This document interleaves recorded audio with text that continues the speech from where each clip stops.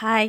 இன்னைக்கு நம்ம வரகரிசி தோசை தாங்க செய்ய போகிறோம். அதுக்கு 1 கிளாஸ் வரகரிசி எடுத்துக்கலாம், 1 கிளாஸ் இட்லி அரிசி எடுத்துக்கலாம், ஒரு 1/2 கிளாஸ் உளுந்து, ஒரு 1/2 கிளாஸ் அவுல், 1 ஸ்பூன் வெந்தயம் போட்டு நல்லா ஒரு 5லேருந்து 6 மணி நேரம் நல்லா ஊற வச்சுட்டு, இதை நம்ம மிக்சிலே அரைச்சிக்கலாங்க. நான் கொஞ்சமாக இருந்ததுனால மிக்சியில் அரைச்சேன். நீங்கள் அதிகமாக இருந்தால் கிரைண்டரில் கூட போட்டுக்கலாங்க.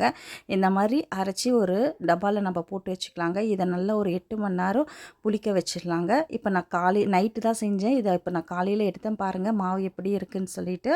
இது கூட குக்கிங் சோடாவும் சால்ட்டும் தேவையான அளவு தண்ணி ஊற்றி நம்ம இதை நல்லா கரைச்சிட்டு, நல்லா தோசை தவா நல்லா காஞ்சவனே இதை நம்ம மாவு எடுத்து தோசையாக நம்ம ஊற்றிக்கலாங்க. பாருங்கள் எவ்வளோ சூப்பராக தோசை தேய்க்க வருது.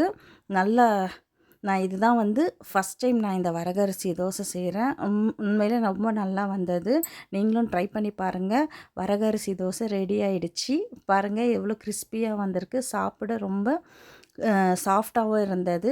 நான் இது கூட இன்றைக்கி காராமணி குழம்பு வச்சுருந்தேன். அதையே வச்சு சைட் டிஷ்ஷாக நான் சாப்பிட்டேன். டேஸ்ட்டு ரொம்ப ரொம்ப நல்லா இருந்தது. நீங்களும் ட்ரை பண்ணி பாருங்கள். பாய்.